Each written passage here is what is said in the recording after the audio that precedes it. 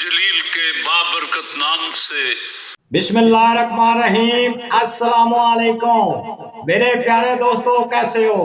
तो आज उस इंसान की गल करनी है। तारक अजीज शो तुसी वेखदे आओ, बचपन दे विच पहले नीलाम धार आई, फिर तारक अजीज शो बनया गया, उसका नाम रखा गया है।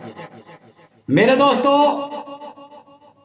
आज जेड़े तुसी बड़े वड्डे वड्डे स्टूडियो बनाए हो ना मेरे दोस्तों, ए जड़ी भज नसबी विच करदे हो, इनाम देंदे हो, ये वो, मेरे दोस्तों ए तुसा कित्थों सिक्खिया? मैं सिर्फ ये गल करना चाहना तुहाडे नाल। ए मेरे दोस्तों तारक अजीज तुहानू दस के गया। मेरे दोस्तों जवानी दी भी यह तस्वीरां तुसी वेख रहे हो, ते अगे तुहानू दा क्लिप भी सुनावांगे उन्हां दी ज़बानी। मेरे दोस्तों तारक अजीज एक वो इंसान आई, अज असीं वेखो ना कैमरे दे आगे, मोबाइल दे आगे, हर दुनिया आ रही है सोशल मीडिया दे आगे, लेकिन ये पहला इंसान आई मेरे दोस्तों जिसने सानू ये सिखाया है और सानू सीखण नू मिलिया है। बेशक दुनिया ते है तो नहीं, लेकिन अजे भी उहदियां पुरानियां वीडियो देखो तो तुहानू पता लग गई सी। मेरे दोस्तों पहला इंसान ये आई जिसने टेलीविजन दे आगे या कैमरे दे आगे मैं आखा जिसने आगाज किया आई। मेरे दोस्तों इतनी बड़ी दुख भरी कहानी है। अगर यदि कोई कहानी सुनो ना, वीडियो कोई देखो इतनी पुरानी, तो तुहानू पता लग गई सी। पहले छोटा जा क्लिप देखते हैं, आज जरा।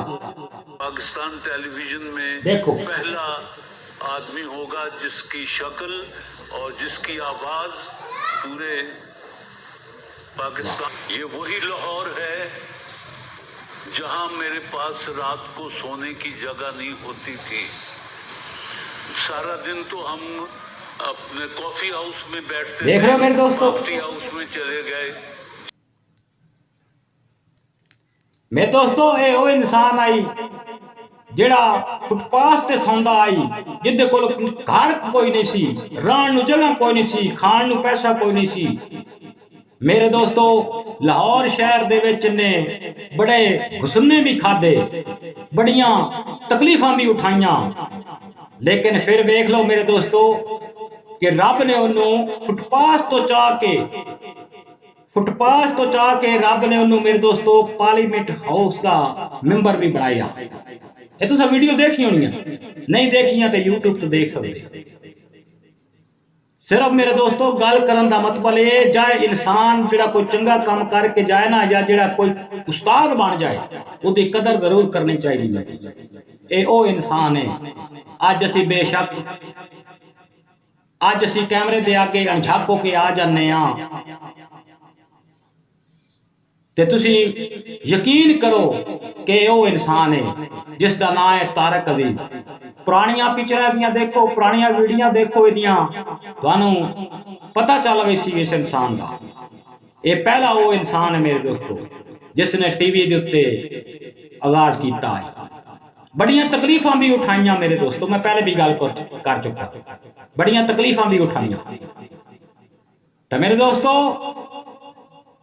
कोई बंदा भी होवे ना, कोई चंगा काम करके जावे, ओदी तारीफ जरूर करनी चाहिए। पहली तारीफ ते अल्लाह दी होंदी है, दूसरे उस इंसान दी तारीफ जरूर करनी चाहिए। छोटी जी वीडियो मेरे दोस्तों बनाइए। अगर वीडियो पसंद लगी होवे इस तारक अजीज दे हवाले नाल, ते चैनल नू लाइक सब्सक्राइब जरूर कर दे। अल्लाह सोने दे वाले अपना ढेर ख्याल रखे, दुआओं विच याद रखे। अल्लाह हाफिज़।